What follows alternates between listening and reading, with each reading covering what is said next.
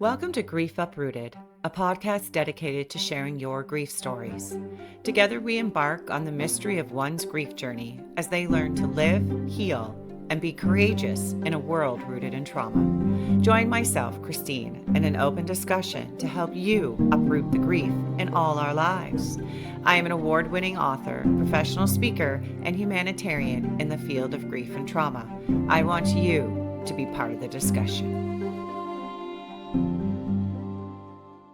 Hey there, welcome back to Grief Uprooted. If you haven't been on here before, I'm Christine Nederland and your host.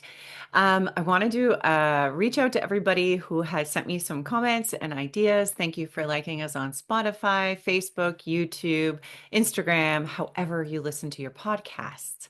Also want to say if you are looking to work with me directly, don't hesitate to reach out directly by email is griefuprooted@gmail.com, or you can visit griefuprooted.com.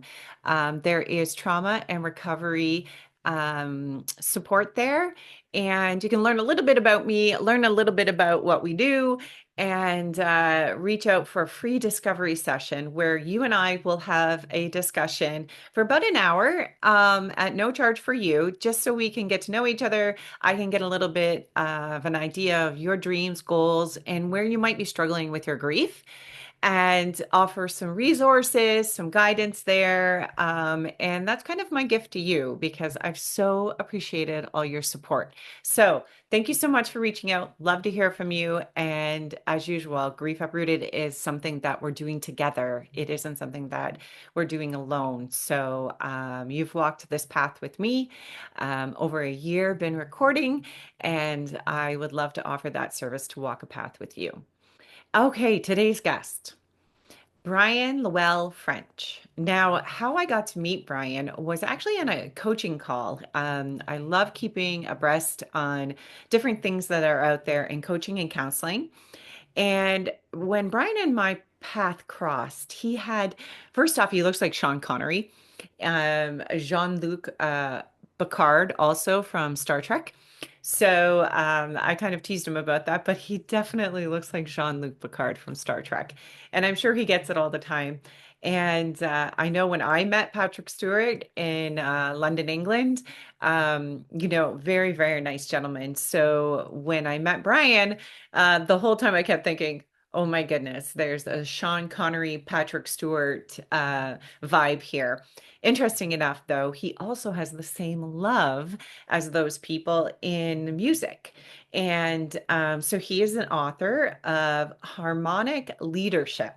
What I love about this is when gandering through his book and reading some of his quotes and actually being part of that conversation when I first met him and him actually doing a meditation with us. It was amazing to see how he mixed leadership and grief. And obviously, harmonic is musical. And I loved how he took this music and integrated it into all this. And then with leadership, that really intrigued me too, because I think so many times when we think about grief, we're thinking solely about the death of a loved one. But there is so much grief that we experience on a daily basis. It happens to all of us. It doesn't have to be the death of a loved one. There are grievances when we're at work. There are grievances when we're at school. This is really something that happens to us on a daily basis, but we just never really look at it. We just don't talk about it.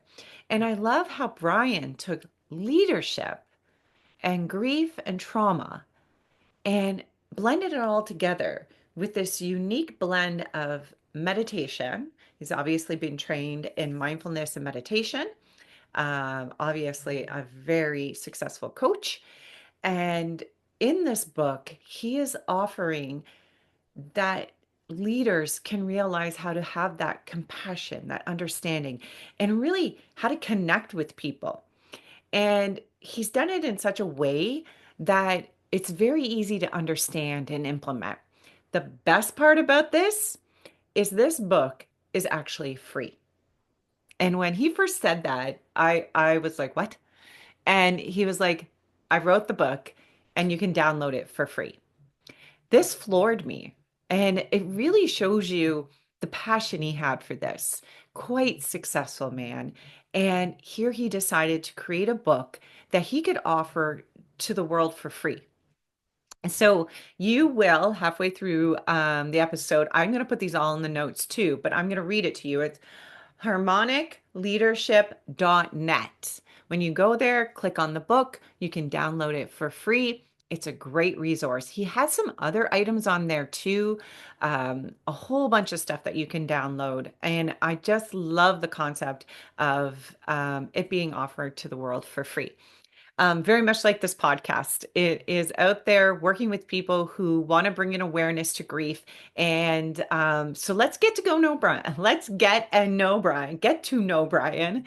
And I hope you enjoyed this episode. I know myself very much did. So I want to kind of dive in to what made him want to write this book and what was his journey with grief like. All right, let's go. Take care.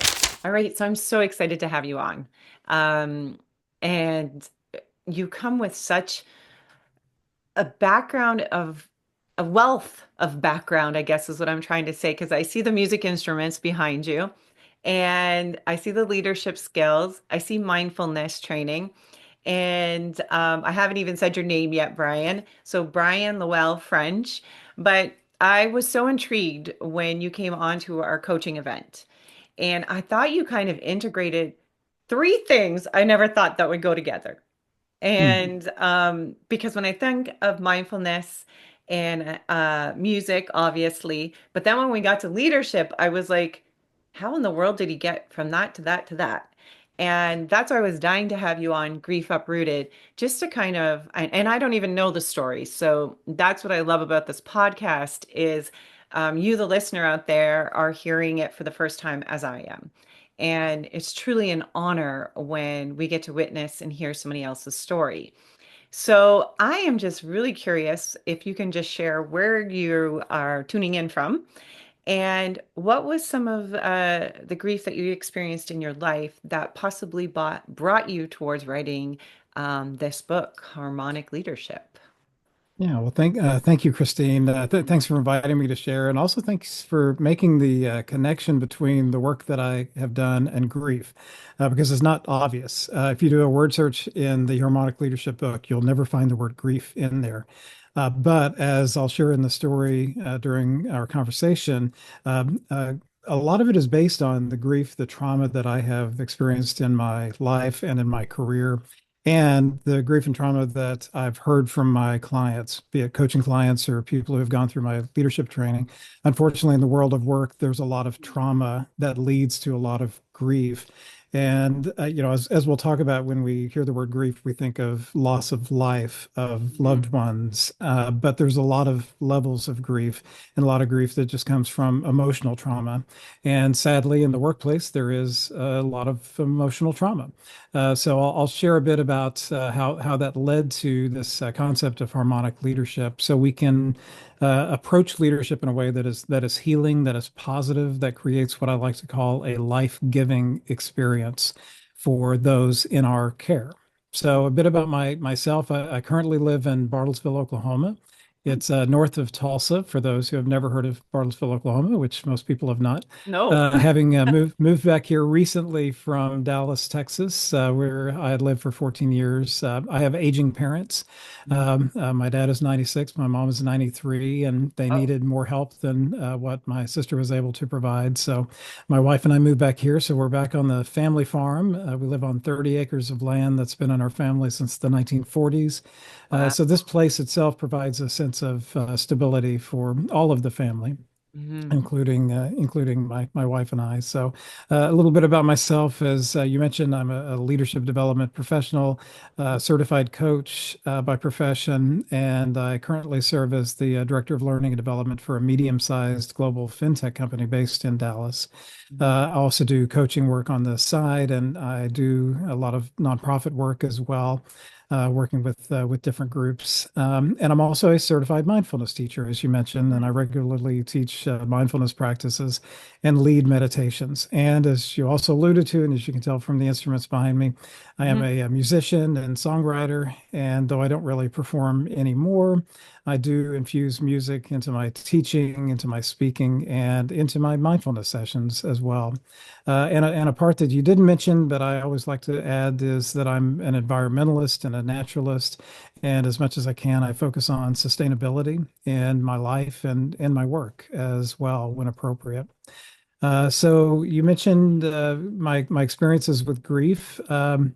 I'm I going have to to go jump way in there back. though. That's what's so Yes, go ahead. interesting to me Mhm. is I know when I heard your story and I was listening to you talk, the reason I asked you, because I was like, there's no way somebody wrote something so like when I was looking at the steps we were going through, and I was like, he's obviously experienced something. And I Yeah. think it just kind of comes through the book and you.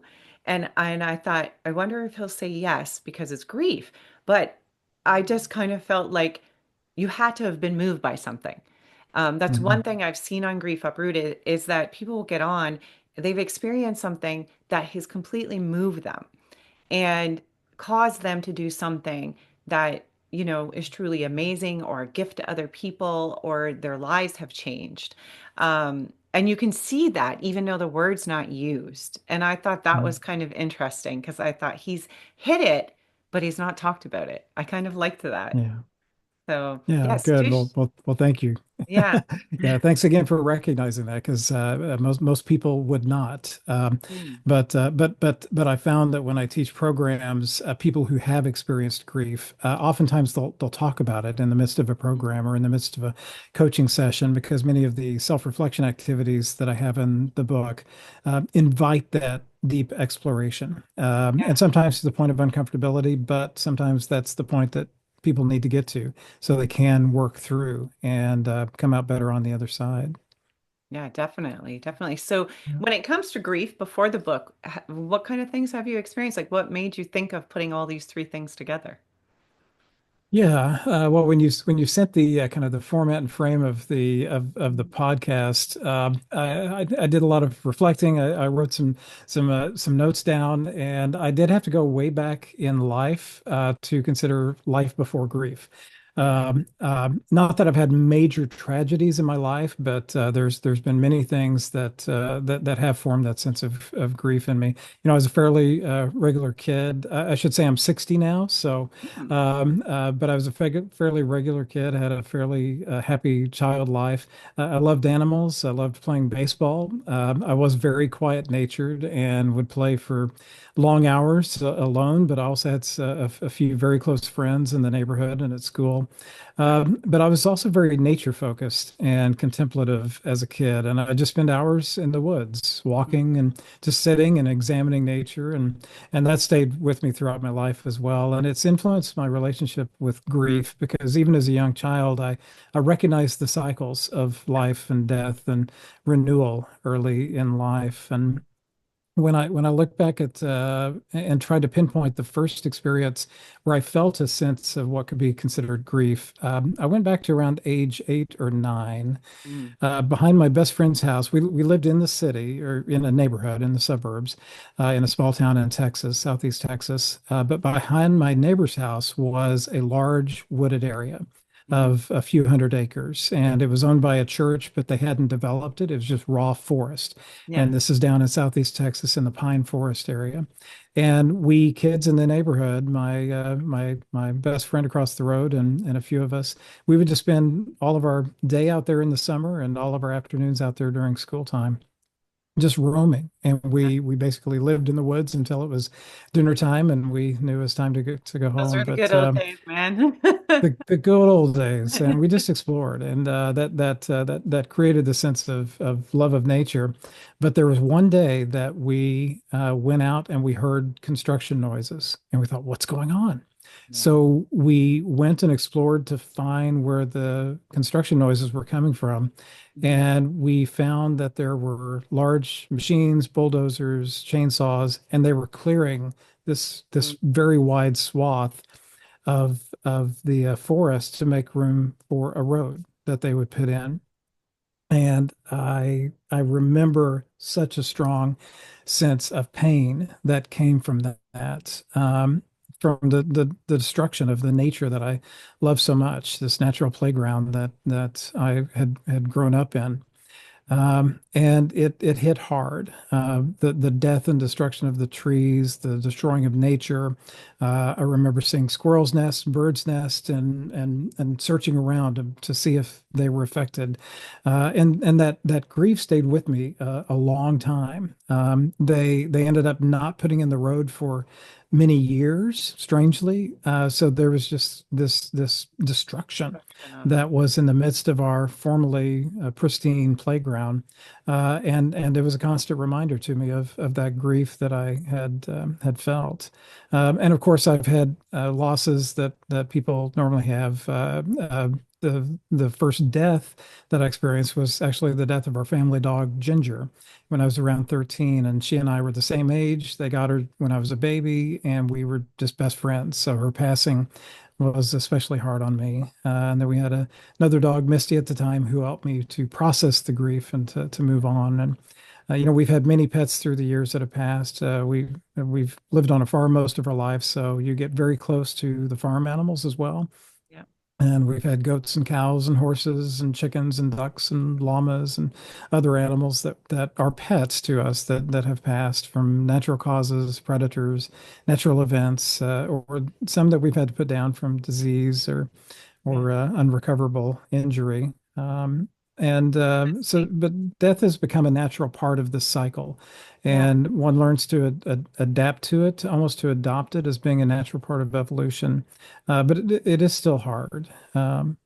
I Yeah, find that and interesting though, when you go back to those age ranges because it is usually between 6 and 10 that we develop these beliefs or we're right, impacted by certain things that happen. And being on a farm, you've gone in a direction of compassion and empathy and understanding where some people are like, well, it's a cow. This is what you do with it, right? right, Um, so even at a tender age, you were developing and watching this and processing it and seeing it, um, which is really actually a gift. That is an amazing gift yeah, to have at that age to be able to. But I think it comes with the other end of that, where it's something that you're realizing so early on in life. It also can be very hard to kind of process and watch all of this disappear and not have an understanding why. Um, right, as it is, you revisit that years in life and go, well, why did they do that, right? Especially not putting the road in right away. It would just be silly, right, in your mind. exactly.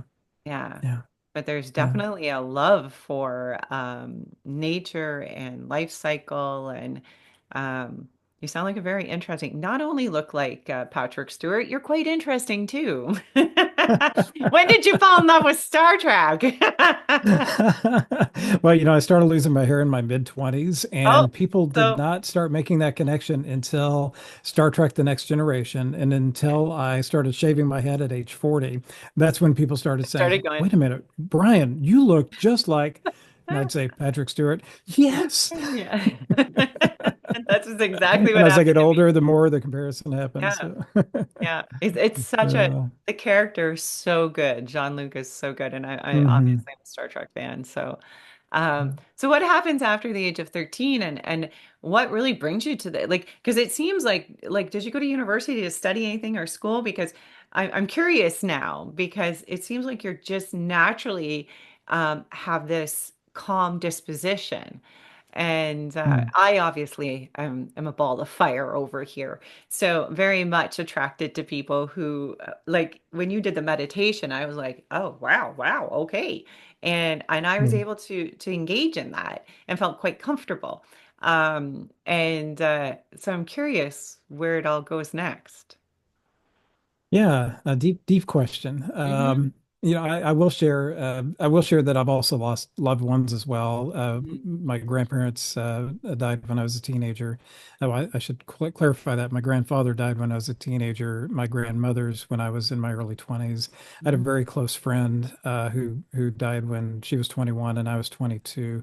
That really shook me, and it was a mysterious death. It was ruled a suicide, and I felt a lot of guilt from that as well because I hadn't talked to her in a couple of months. She had moved to school in Colorado, and I was at school at Oklahoma State University. So, yes, to tie into your question, I did go to school actually on a music scholarship, Yeah. and I assumed that I would be a lifelong musician. Mhm. And but I have learning disabilities, and the learning disabilities really got in the way of me being successful. I was very poor at music theory. And I was able to get through high school being the top musician. I got a music scholarship to go to school at Oklahoma State and be in the band. I was a trumpeter. It was my primary instrument at that point. But my learning disabilities that were undiagnosed, back when I was a kid, they didn't really know much about it. They didn't know the signs. They didn't know how to help people Mhm. who had the various things that I have. Primarily, what used to be called ADD, now it's ADHD, primarily inattentive, very distractible, very slow processor, very slow reader. Mhm. And when I got to college and started playing these very intricate passages in music, my mind literally could not keep up and translate the music to my fingers to the speed That they have. did. And the music theory just wouldn't stick with me. And I struggle with foreign language as well. I've Yeah. tried to learn other languages, and it just doesn't resonate with me. It doesn't stick with me. So before being diagnosed and even knowing anything about learning disabilities, I had challenges that I had to overcome Frustrating. in college. And the other part of your question about the calmness, I think I've always had to be. Not had to be. I've always been reflective and contemplative. And I Yeah. think that people who do have learning challenges or neurodiversity, I think we naturally are that way Yeah. because we have to be, because we're in this world that seems a little bit separated from us at all times. And we have to process the world in different ways. So it leads us to, I think, be that calm and contemplative um, force in the world to help to understand it. And I think people misunderstand, like myself being in a special learning disability class and struggling with dyslexia. They always said I had a comprehension problem, like I just couldn't comprehend anything. Mm, Meanwhile, I felt like I was looking around going, I comprehend everything. But I experienced death so early, and then I experienced my own mortality, being told I might have cancer in my legs. Um, mm, that really, it kind of sent me off of the fact that I did not care about math or English and I remember looking at them going, I comprehend everything. I could die. I don't want to be here. I want to go out yeah. there to the forest. I want to go out there and enjoy my family. I want to go out there and live. And then combined with dyslexia, then they had no idea. They just kept putting me in special learning disability classes. And Mm, I think that's a grief in itself. And I think because the word carries such a heaviness to it of death, that people miss that this is grief is part of everyone's day. yeah. And we just miss it. We think, well, because nobody died, I shouldn't be grieving this. I shouldn't grieve the fact that you couldn't finish university or college because you couldn't process Mhm, something. I was missed from grade 1 to grade 8 because I was in a special learning disability class. And then they said you can't go to high school. And I was like, give me a mm, chance. Obviously, they did, and I succeeded, but you're missing out on things and you're grieving that because, you know, yeah. even today, my kids will say, oh, I'm reading this. Didn't you read that in school? And I'll be, well, I never got to read that book because they figured I Mhm, wouldn't be able to. yeah. And, you're constantly grieving these things over and over. I'll be 53 this month, and I look at the kids and I'm always like, I still look back and go, I wish I could have had the school years you had um, Mhm, which is it. it does lead us in all of this direction, right? So then what brings it, like what came first? Like after music, where did we go when that didn't seem to take off? Yeah, so I kind of struggled after that in college. So I did remain on a music scholarship for year two, even though I had changed majors to business. Business was horrible. Again, I got into basic econ and accounting, and it was just woo. Yeah. So I struggled and I was about to just crash and burn and drop out. But then I found communications, mass communications, Oh, what was then called radio, TV, film, in the yeah. journalism and broadcasting I department. remember And that. something just clicked. And I ended up succeeding, making good grades, being viewed as very successful in that field.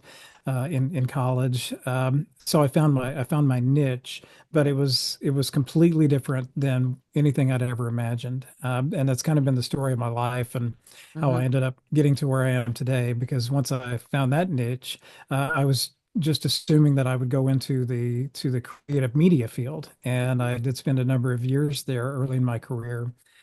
First job out of college, I made TV commercials and documentaries Oh, this and is fun. various promotional videos, and it was fun. I loved it. And then I did go to Los Angeles for I say 6 months. It wasn't quite 6 months. It's probably five and a Huh. half months. My sister lived out there, and she wanted me to come out and do a duo act to be Hmm. the next Donnie and Marie. If you're old enough to know who I Donnie and do. Marie were. Osmond. Yes, for And sure. yeah, and so went out there. We got an agent. We did a few gigs together. I did some gigs on my own, but again, my learning disability kind of got in the way because when you are a musician out there, they expect you to have everything memorized, to Yeah. not use music. And Hmm. here I was lugging these heavy songbooks. So when I'd be doing like playing at a bar or something, and people would ask for a request, I'd have to go, oh, let me see if I have that, thumb Yeah. through my book, and that's not going to fly, especially back then. So I ended up realizing also that that lifestyle was not for me. I was too much of a farm boy and too much of a Mm-hmm. homebody, and I just didn't like it out there. So I ended up moving back to Oklahoma, feeling like a failure. Hmm. And again, grieving that as well, because I wasn't able to live up to the expectations that everyone had placed upon me and I had placed upon myself. Yeah. But then I got into education when I did some deep consideration of what I'm good at, and mixing it with the media development that I'd been doing, the creative media development. I found a natural connection and using media development to help people learn. So I ended up being a technology director at a career and technology school in Bartlesville, where I'm back at now. And for 9 years, I did that as my career, and that's when I got into management and leadership training as well, because some of our programs were management and leadership based. So I started making videos and creative media to support those programs. I started teaching in our adult training program, teaching management and leadership, and I loved it. And again, it resonated with me. I felt like I had skills in it and just a natural knowledge. It wasn't knowledge at that point, but a natural affinity to the theory and to the philosophy. And I ended up going into the corporate world after that as a manager of leadership development, and that's where I spent most of my career past that point, and getting into coaching as well as doing leadership development programs. It's kind of So like there's you went been full circle. I kind of went in a circle, and Yeah. I tell people my career path has been circuitous.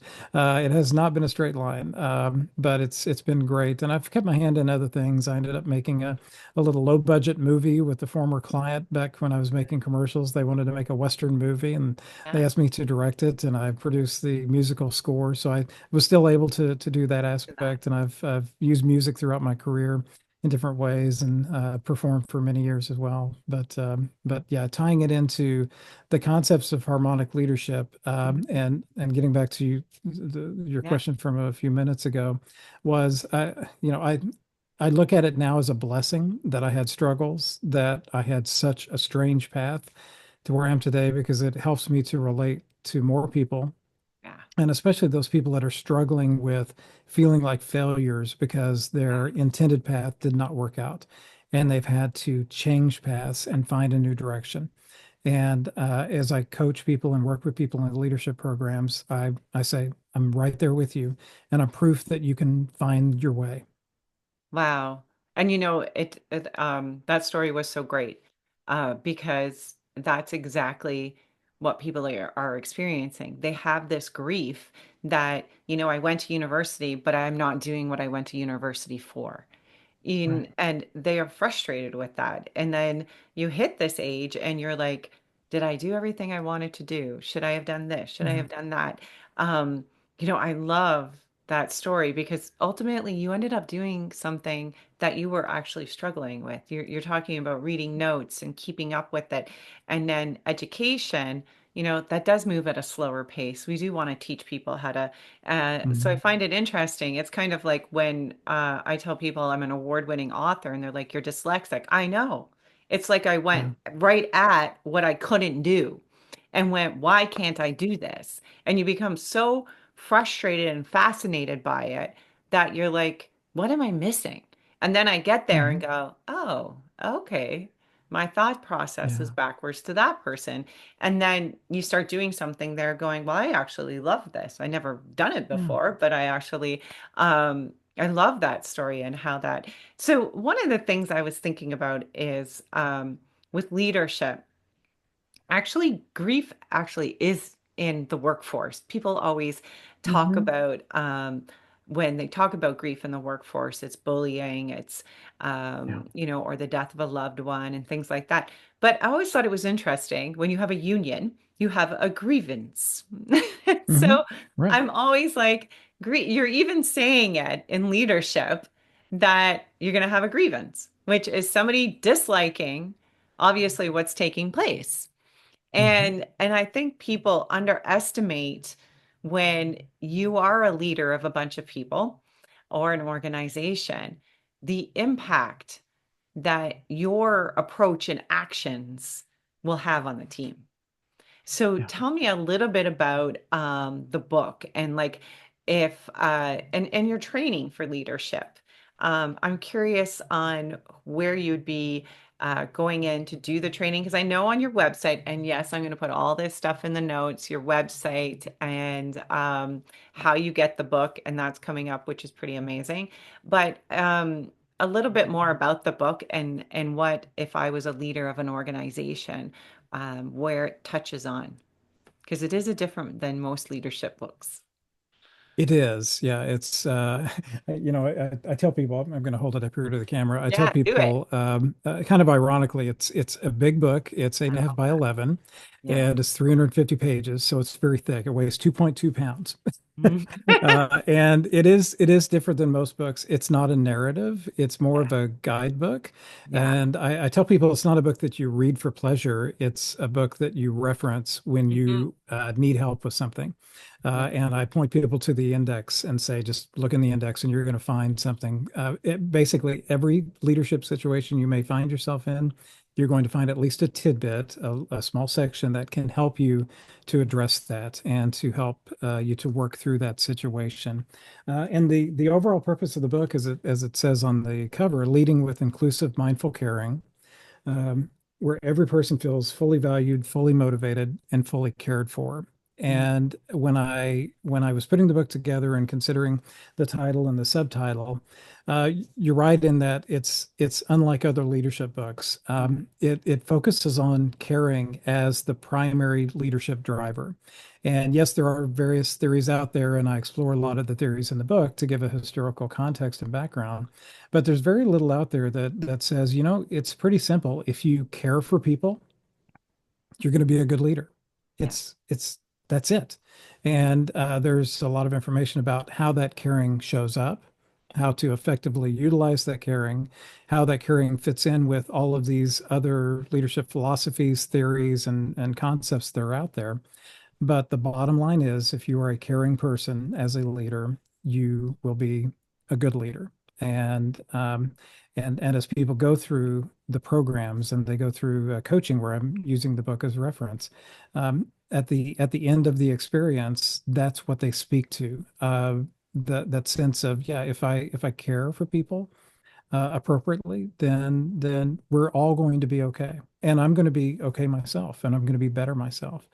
The purpose of the book itself is reflects my purpose in life. So when I tell people my little elevator speech of what's your purpose, it's simple, to create more harmony in the world. And I've been in this game a long time now, as I shared earlier. And throughout those years, I've heard the stories from my participants and from my coaching clients who have shared these horror stories about how bad leaders have traumatized them. And it's not just within the workplace because the trauma affects them outside of work. They carry it with them outside of work, and it affects their personal life as well. And there's just so much grieving that takes place within the workplace because of that loss of trust, the loss of hope, and it causes what I coined in the book is a life draining environment where you dread going into that environment. At the end of the day, you feel completely drained and you don't have anything to give to your family and friends and partner. Yeah. And it's unhealthy for everyone. So I wrote the book to share that there is a better way to lead that creates this life-giving environment where we focus on care. And I tell people, imagine working in that environment every day where people are fully valued, fully motivated, and fully cared for. And when I am speaking with groups, when I'm kicking off a leadership program, I ask for a show of hands. How many of you can say that you've been in that kind of environment? And people go, and very rarely do I have somebody that raises their hand. And when I ask them to describe it, it's normally not in their current environment. They talk about a past environment. And when they talk, they smile and they're elevated and it's a beautiful thing to see. But Yeah. then there's that realization of, but I'm not in it now. Yeah. And everyone else is going, I've never been in that situation. And it's just such a shame. We It spend the is. majority of our waking hours in the workplace and people are feeling traumatized. Yeah. And that's the part, like I've worked with organizations, a lot of nonprofit organizations, and jails and hospices and Yeah. addiction centers. So I'll go in to do leadership training, and I'm usually training the managers. And I always Hmm. feel like they're like sandwiched, right? We have the board Yeah. up here, and then we have their employees, and they're like sandwiched right in. And I found one thing I noticed was that whatever the whatever you set becomes infectious. So if you Yeah. set caring as a primary thing, it becomes infectious. If you set gossiping, it becomes infectious. And so many Hmm. times working with them going, well, let's figure out what type of leader you are. And once we get there, what message are you rippling through? And it's already hard enough working in an addiction center and your client is coming in and they are traumatic enough. The experiences, of suicide or attacks or things like that, that already is enough to be dealing with. But then to have leadership, and funding is always so limited in these places. Hmm. And, when I was listening to you speak and I was thinking, here are these organizations. I work in leadership and we're often developing a grief response team to help the staff deal with what their clients are bringing. And then I remember working and going, oh my goodness, do you people understand in Canada, gossiping is, you can be written up for this. And Mm. we actually have a law here. You can't bully, you can't gossip. And I remember working in a place and going to the manager, I think collectively we got to pull this law. We have to make it known. And I Mm. said, I just don't think they realize harassment in the workplace is wrong. And it's, you're dealing with these high stress employees who are in a high stress environment, and then you have this manager who's trying to lead this. Um, and I saw some of the charts and things you were offering, and I thought, my goodness, these are such a great way for a leader to kind of pull themselves down and go, what are we truly caring for? And Mm. I remember in this one house when everybody finally came together and they went, oh, our main priority, our mandate is to take care of these people who are struggling. And I'm like, exactly. And they live like the employees sleep there, they eat there. Like you Mm. are, representing what they should be doing. And you're attacking each other because you're in this environment that's been led by such chaos. And Yeah. and it's really, sometimes I thought it's really not the leader's fault. It was the lack of knowledge and training that these people didn't have. Hmm. And I don't think they understood that you could lead in a different way. I Yeah. think once you were able to say you can lead in a caring way, people are like, no, you can't. If you want business and you want things Right. to do, you want money, you want this, you can't Mm. lead like that. And it's amazing to watch how you can go in and give a different approach, a different perspective. You do a lot of just believe me, try it. Just Mhm. please, just try it. And Exactly. then they come back and go, wow, that really worked. I know. It And no one worked. yelled at each other, right? Like everybody was, um, so I found that really, it is fascinating when you look at that type of stuff and you think there is a different approach. On a side note, I took over my father's corporation, which is heavy duty Mm. truck parts. And I Oh, remember when I started, and I had went, and it's male dominated, yeah. and I said, well, we're all gonna go out for lunch, and they all just looked at me like I was crazy, and I said, well, I would like to get to know you, and they Hmm. were all like, huh?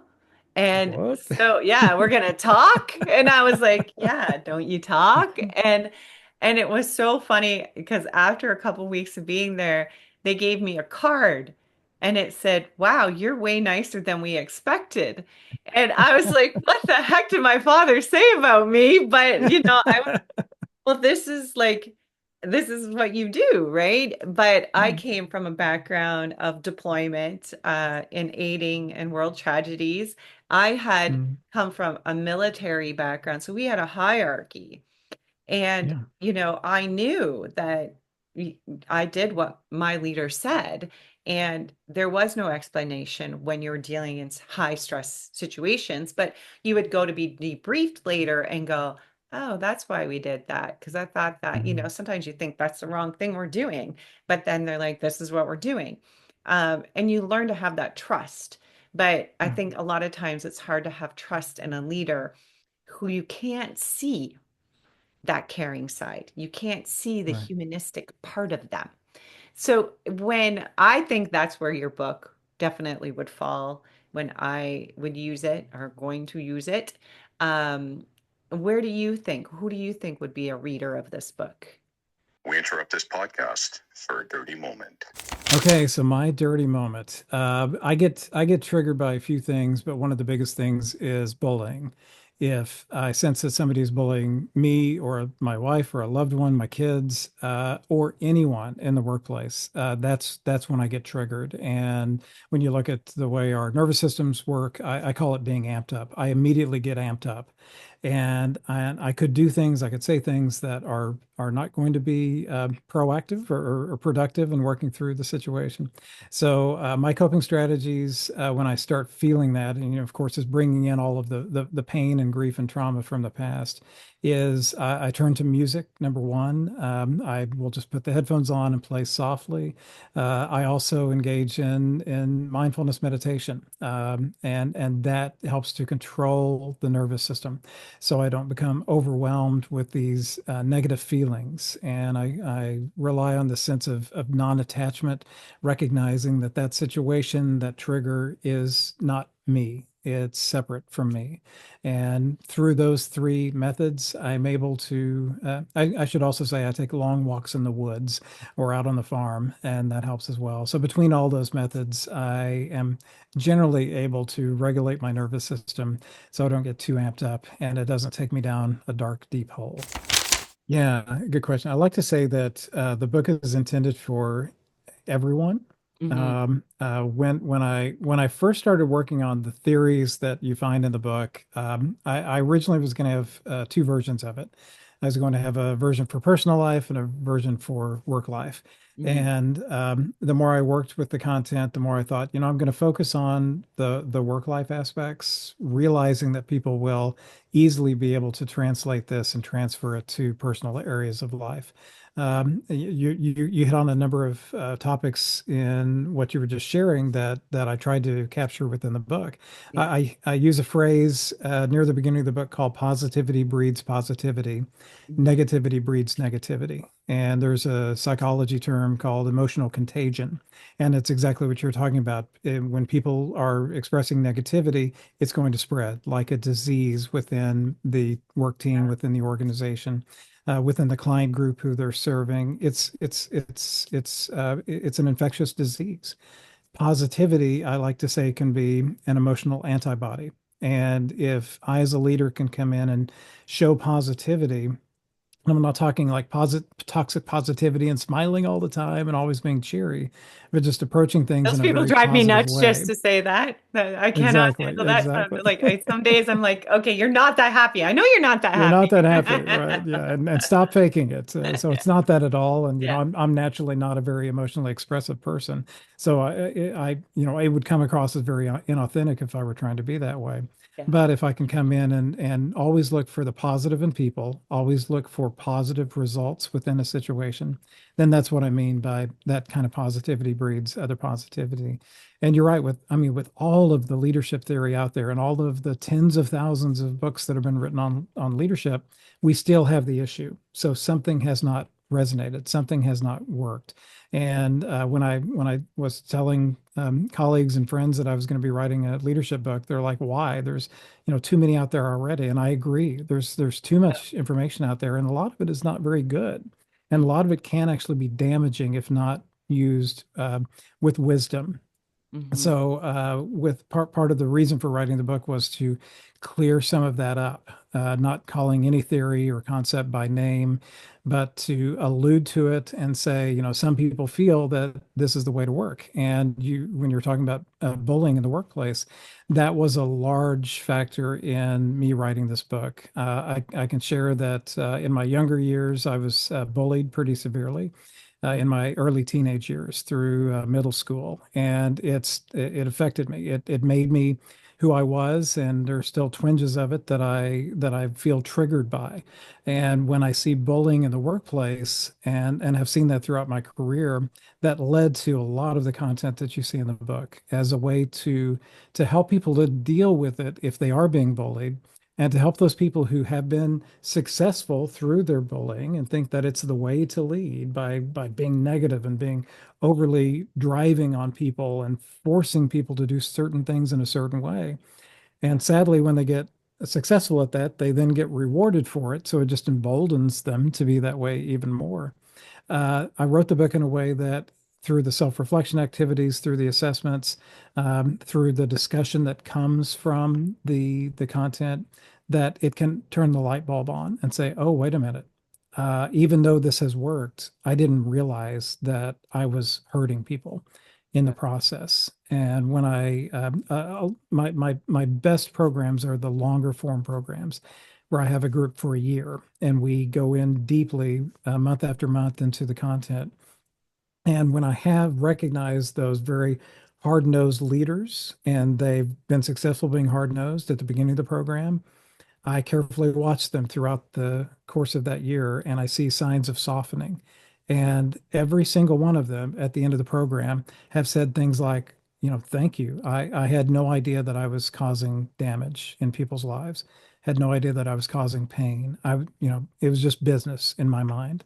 But now I see that there's a different way. And when I hear those stories, that's affirming to me. And that's why I wrote the book and that's why I do the work that I do. Oh, that's really good. Could you share like a technique from the book? Is there anything that is you could just share that possibly our listeners kind of get an idea? Because I know reading is one thing, but hearing it from someone who actually wrote it, you kind of hear a little Mhm. bit more of it. So is there any one technique you find that works that you could share off the top of your head? Yeah, it's hard to pick just one because Mhm. normally when I'm working with coaching clients, we're skipping around the book and Yeah. pulling in bits and pieces from here, there, and yonder. But you were alluding to the IAC coaching call that where we met, and Hmm. I had you all explore the balanced mindful caring model. So I'll hold it up for the Hmm. camera. Hopefully you can see that now. I can. Yeah. Perfect. Wait till it focuses, and then Yeah. hopefully it'll Then it goes refocus on my back. Yeah. face, which it did. Okay. Sometimes it doesn't refocus on my face. So, I've seen this on your but website too, right?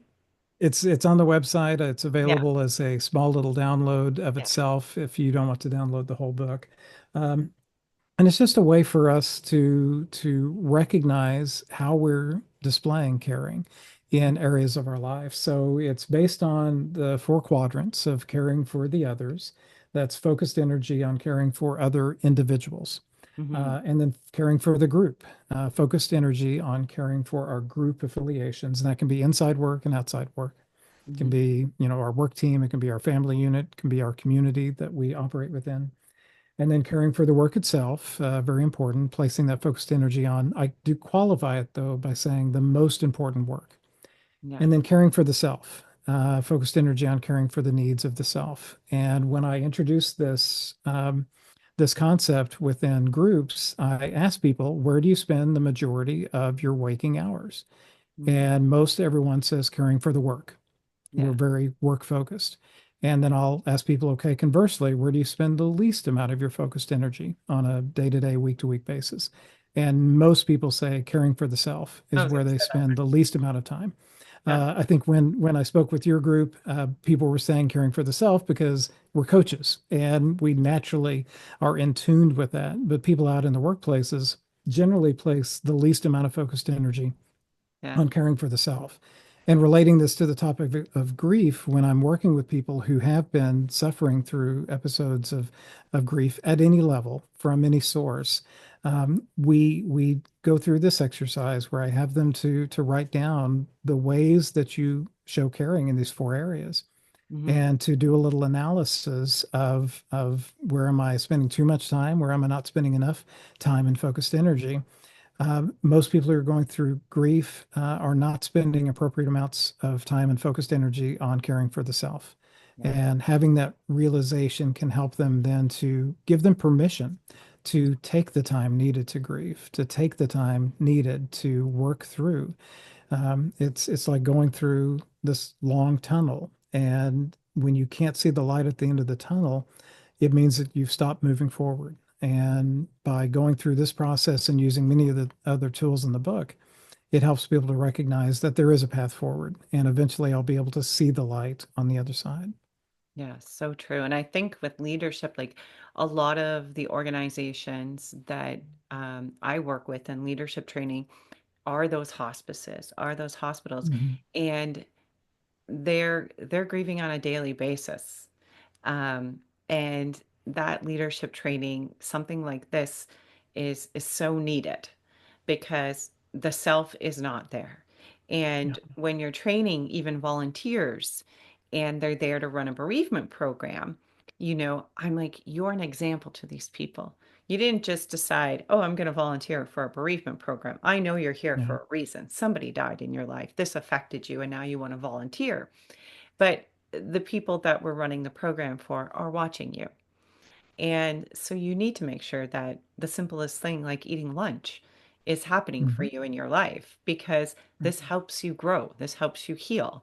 And I think that's one of the biggest things that people don't realize that grief is important. And one of my biggest frustrations, especially here in Canada, is the government gives you, believe it or not, 3 days off to grieve. That's Only it, three. three. And I Okay, think you're this, done. Get back to yep, work. that's right. And that's why everybody Oh my knows my gosh. beef on this who's listening, but Yeah. I bitch about it every time, is that, and I say actively to people, if you're going for a job, please negotiate bereavement leave. And they'll say, Yeah. why would I need that?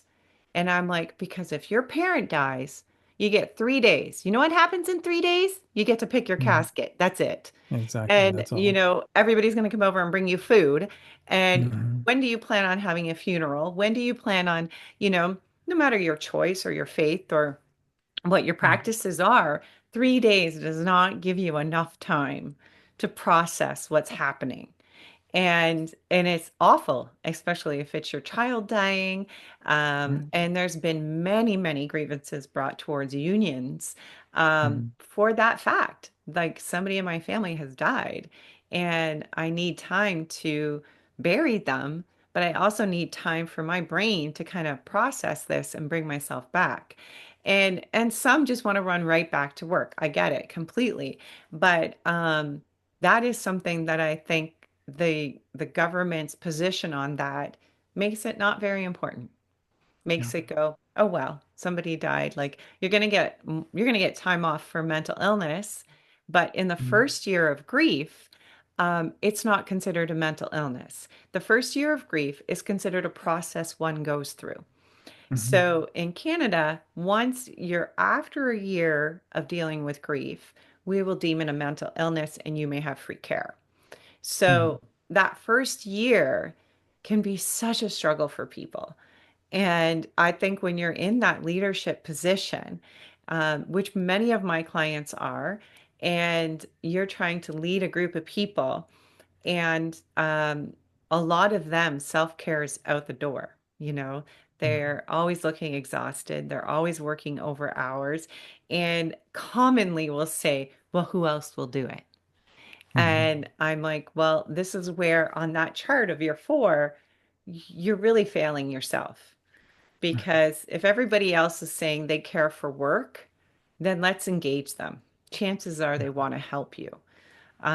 So I just love the care model because that's Mhm. exactly it. We're focusing, but we're not realizing like this whole team, their priority is work. Then Yeah. let's bring them in, delegate some stuff, right? Um, Yeah. it's absolutely amazing. Your life journey is very good, very Oh. interesting. Well, very good to me. I don't know how it was for you, but I find it intriguing because I really did not know it. And I thought, what would have brought him to write a book like this? And so the other part I want to say to you, our listeners, is the book is free. It's free. Yeah. It's free. This is crazy. So you can download it. I'm obviously going to put all that in the notes and everything, but I got to ask why? Why free? And Well, everybody's saying nothing's for free. I know, and then even when I talk to people about putting it out for free, I had all sorts of people saying you can't do that. It devalues it. People will think it's no good. It's like no, no, no, no, no. I'm trying to do a couple of things here. So when I first published it, I did self-publish it, Hmm. and I planned on self-publishing it since the very beginning.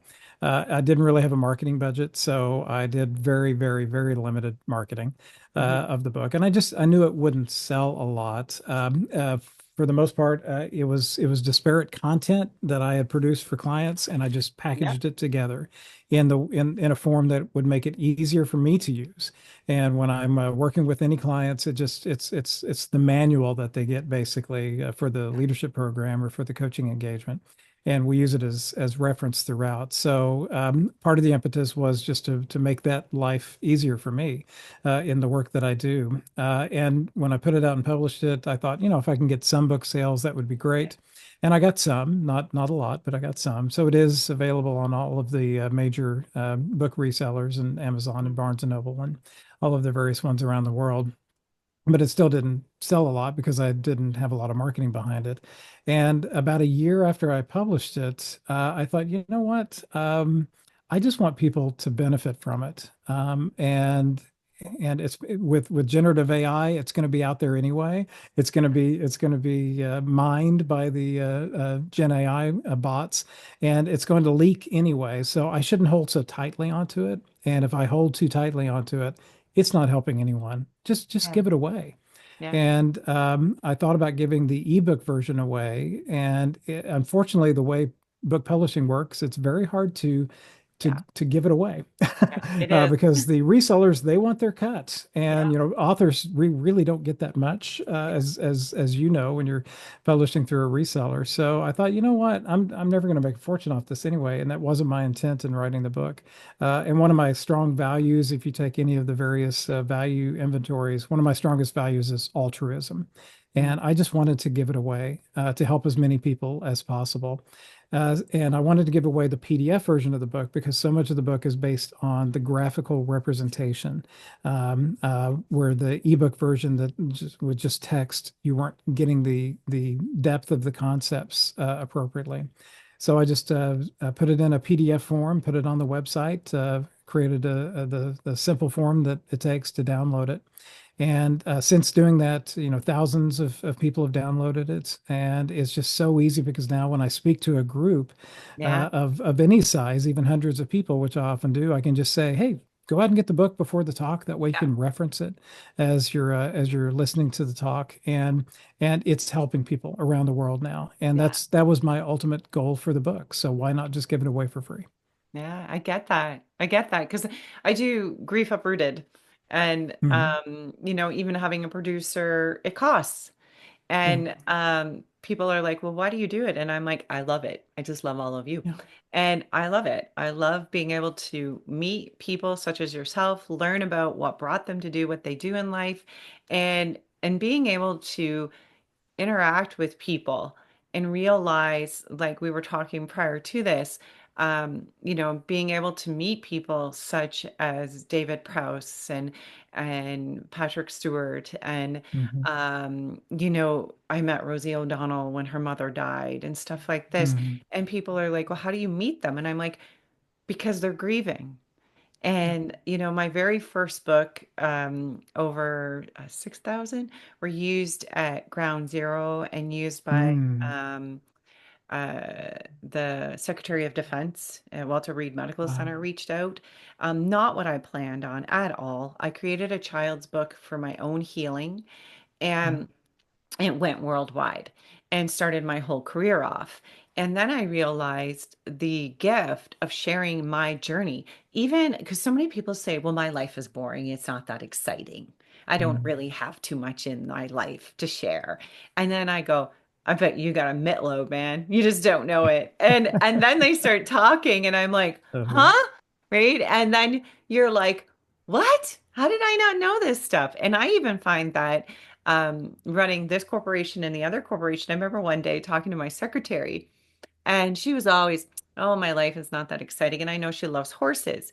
And she goes, "Once I Mm. was in Dubai with Sylvester Stallone." What? And she's like, Wow. "Oh, I took care of his horse."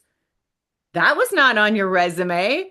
And I was like, why did you not ever tell me this? And people don't share things about themselves, especially Yeah. successful things. People are just always kind of holding it back. And I think, I want to know your story. I want to know, how you got where you are. So I love the fact that you're bringing something to the table and saying, look, this is what I learned. And now I want to offer it to you for free to be able to pick it up and help other people. I think that it's commendable, but also it blends completely with your nature and who Mm. you are. So, yeah, and I just love that I've gotten the chance to meet you, and now I know the whole story. And the book is phenomenal. So, I just want to say thank you so much for coming on. I Oh, really, thank you for having me. It's been a pleasure getting to know you better and to hear yeah. part of your story as well. And I hope that those who read the book and utilize the information, they can develop their strengths and also create more harmony in their part of the world. And I like to end on a bit of a musical analogy. Each of us has this opportunity to sing our part of the chorus in this thing that we call life. And if we sing together in rhythm and in harmony, we can all together create a beautiful song that will be life-giving for all who hear. Oh wow, that's better than my ending. That was great. Thank you so much, Brian. I really appreciate having you here. Thank you for tuning in, everybody. I definitely will be putting the website. I will put the link to the download so that you can download the book. As usual, you can reach out to myself or Brian via his website.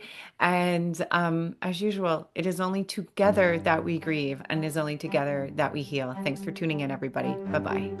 Grief Uprooted professional grief and empowerment coaching are not to be used as a substitute for professional advice by legal, medical, financial, business, spiritual, or other qualified professionals.